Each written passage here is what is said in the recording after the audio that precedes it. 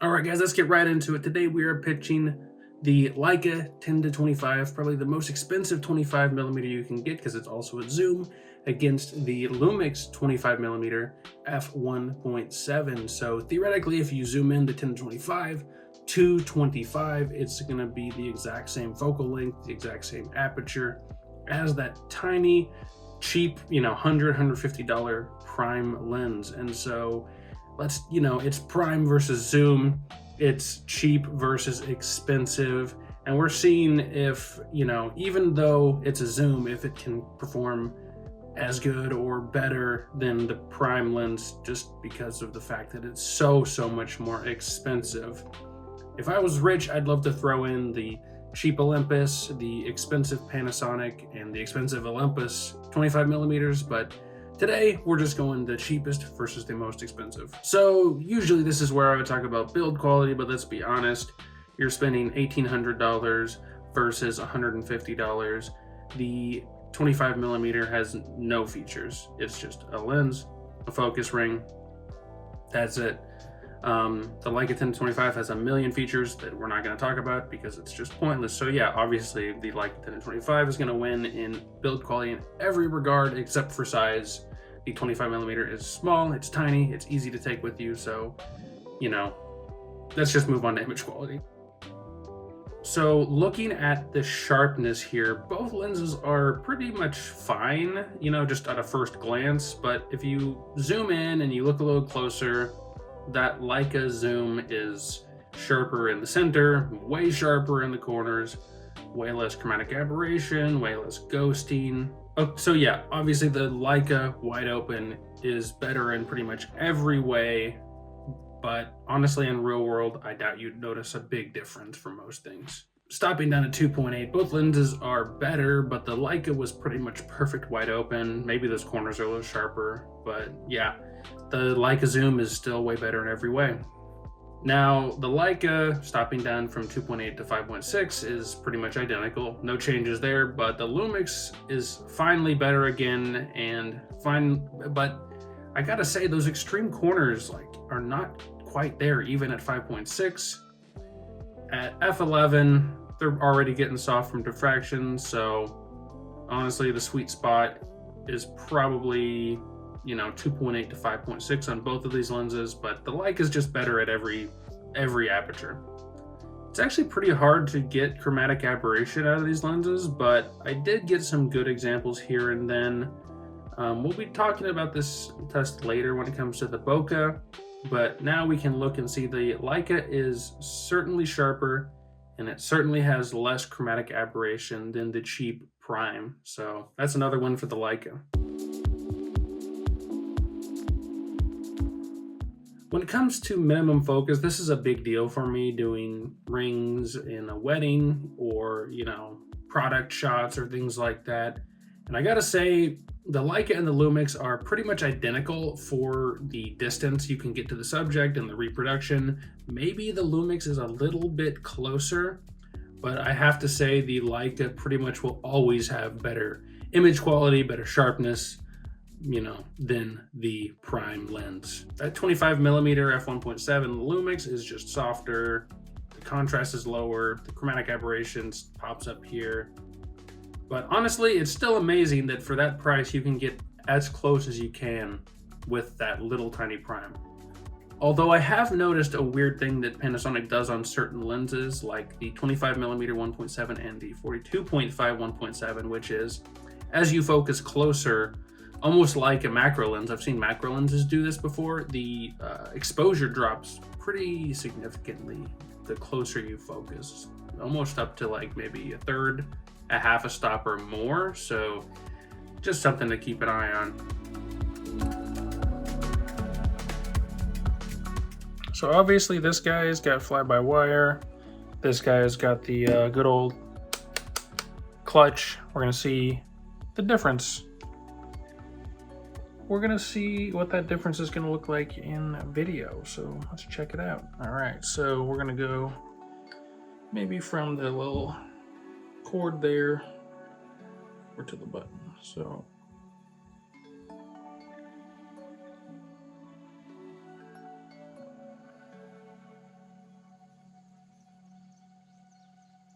That's not bad. And even if you put this in the fly-by-wire mode, it's still pretty workable. I use it all the time actually, so overshot it a little bit. It does have a little bit of that speed ramping for sure, but it's not too bad. Let's see how the 25mm does. I've never really used this lens before, so it's gonna be fun to see. All right, so we've got the Lumix 25mm 1.7 on here. Let's see how that guy does. So same kind of framing, and back to the cord.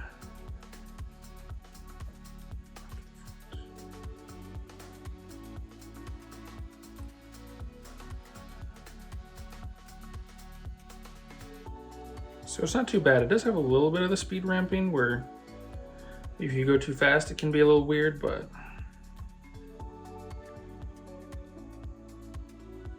not too bad. So no surprise here, the Leica is very good for focus breathing. I've actually got it confirmed that it's pretty much exclusively optically corrected for focus breathing. I don't know if there's any digital going on there, maybe not, but it is mostly optically designed to have little focus breathing.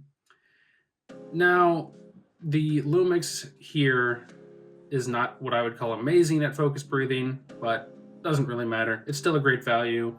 And you can see here though that third of a stop, half of a 2/3 of a stop darkening when at the minimum focus distance. I haven't heard anyone talk about this, just thought I should bring that up again.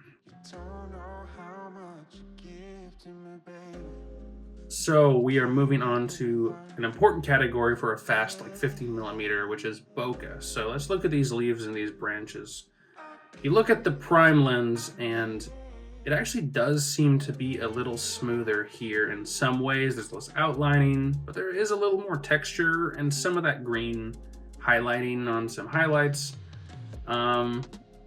But yeah, you almost have a little bit of a swirly lens here with that cat's eye shape and the tiny size causing that internal vignetting. So there's a cool swirly vibe going on here, which is, you know, something that's actually pretty desirable in vintage lenses and something people go after a lot.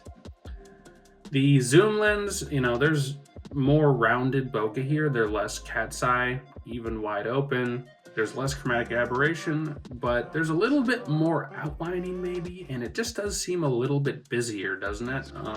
It's still really good for a zoom lens, but yeah, it's really hard for me to tell from just this like kind of medium shot with these leaves and these branches.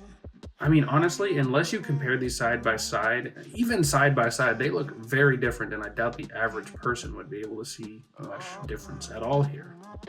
The Lumix is smoother, it's more swirly, but there's more CA and more of that cat's eye. The Leica is more defined but cleaner, so it's really weird here. Let's move on to a close-up of those same leaves and branches. So now that the background is even more out of focus, I don't know, you really have a hard time telling the difference at this point. Yeah, the Lumix has that cat's eye, the Leica has, you know, a little bit of whatever, but less chromatic aberration.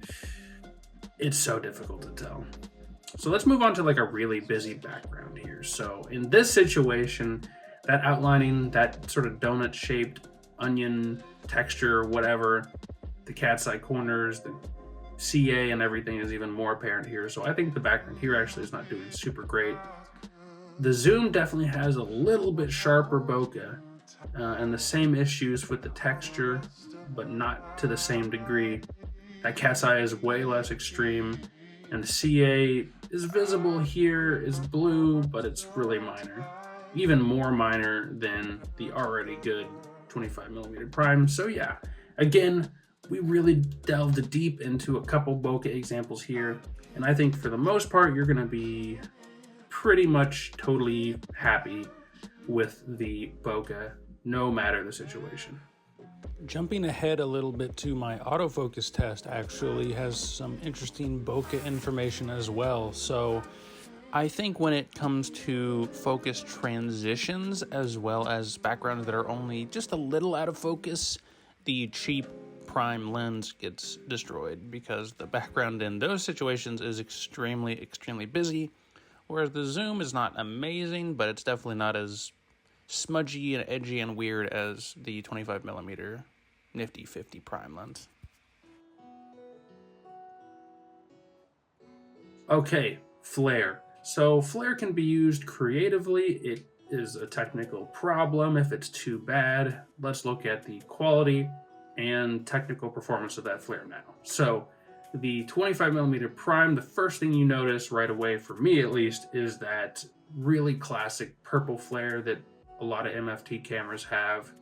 The flare itself is pretty well controlled with some, soft green flares coming through here and there. But I'd say the loss of contrast is a little bit above average, or I guess below average. There's more of a loss of contrast. That makes sense, right? Anyway, the Leica is got a lot more lens elements. It's a very complex setup since it's a zoom lens, so you can really see those individual optical elements. They're a little bit more pronounced. They've got a few more different colors. And there's a little burst of light right when the light goes out of the frame that wasn't really present like that on the 25mm. I will say though that at 25mm and pretty much throughout the range, contrast holds up pretty well with the zoom lens, even though the flare itself is worse. Overall, pretty good performance for both of those lenses. Do you want less flare elements or do you want more contrast? Pick your poison. Okay, guys, so we're talking about Sunstars here. I don't know anything about Sunstars. The zoom lens has more individual points, but the prime has more defined points that are a little bit bigger. You decide. Please let me know down in the comments who wins the Sunstar battle for this particular comparison.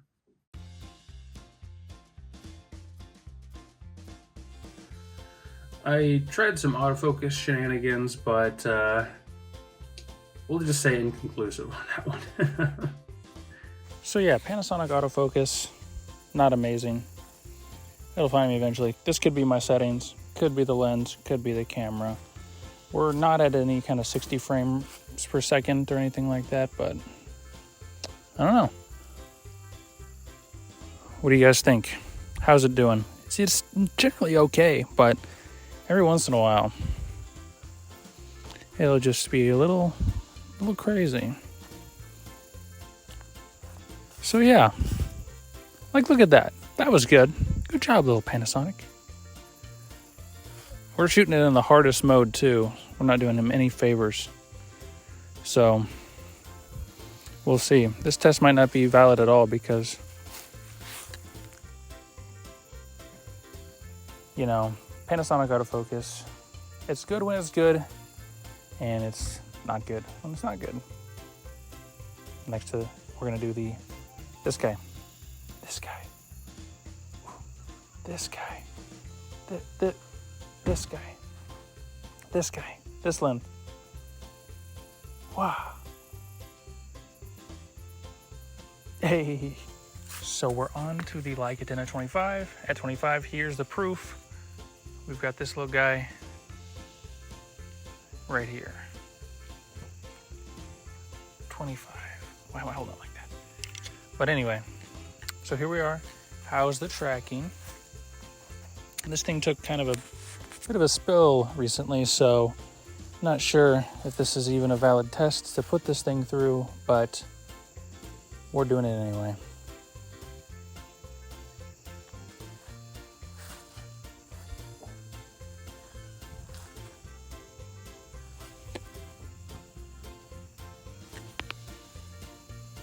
Knees cracking.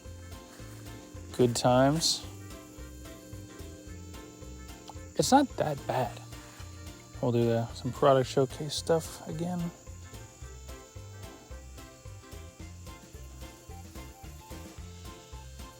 Yeah, this is real slow. Maybe it's my settings, who knows, but autofocus is a pretty hard thing to test in the best of situations, and this is – clearly not it. Anyway. Anyway, so we're on to the Leica 10 at 25. At 25, here's the proof. We've got this little guy right here. 25. Wow. Hey. So we're on to the Leica 10 at 25. At 25, here's the proof. We've got this little guy right here. 25. Wow. Hey. So we're on to the Leica 10 at 25. At 25, here's the proof. We've got this little guy right here. 25. Wow. Hey. So we're on to the Leica 10 at 25. At 25, here's the proof. We've got this little guy right here. 25. Wow. Hey. So we're on to the Leica 10 at 25. At 25, here's the proof. We've got this little guy right here. 25. So yeah, I guess this test really, in conclusion, really shows that you do get what you pay for. You know, you're going to spend more on a lens that's a zoom or has a faster aperture, even. You know, getting the 1.4 Leica over the 1.7 prime, cheaper prime, for example, you don't just get that faster aperture. That lens is probably going to have more features. It's probably going to be sharper and everything like that. And so you're not just paying for the specs. You are actually paying for that quality. That being said, is that quality that much more? You know, is that Leica version of the 25 millimeter worth 2 or 3 times more than this lens? Is it really worth getting the Leica 10 to 25 just to get a little bit more sharpness, a little bit less ghosting, stuff like that? Probably not, unless you need those features that those lenses provide, like aperture rings and weather sealing. There's really no reason that a beginner needs those lenses, and you can really get great results with any lens, you know, from the cheapest all the way up to the most expensive. It's really more about your skill. So I don't want to be a guy that's always talking about the newest gear and the latest stuff and have that whole gear chasing, get the newest thing mentality. This 25 millimeter prime is really great. It's really easy to use. It might hold you back if you're doing really serious film stuff. You need repeatable focus for, you know, true manual focus or smooth aperture stepping, whatever. That stuff obviously is going to be missing. But when it comes to the actual image quality and the end results, the cheapest lens you can buy for the system is still amazing, which is what's great about Micro Four Thirds, because there are very few bad lenses for the system. Most of them are above average for their price, and some really punch above their weight class. So that's the final takeaway from this test. Yes, the 10 to 25 is better in pretty much every way, but it's also many times more expensive. So are those extra features worth it to you? That's something you're going to have to decide. For me, the answer is yes, but for you, that could be different. Anyway, guys, thanks for watching. Let me know what 25 millimeter do you guys use? You know, I mean, you guys know I love the Medicon and this Leica 10 to 25, but what are you guys using? I'd really love to get my hands on that Olympus 25 millimeter f1.2. That seems like a really fantastic lens. Anyway, guys, thanks for watching. Like, comment, subscribe, interact with this video. It helps a lot.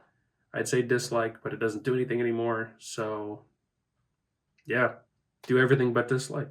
And I'll see you guys in the next video.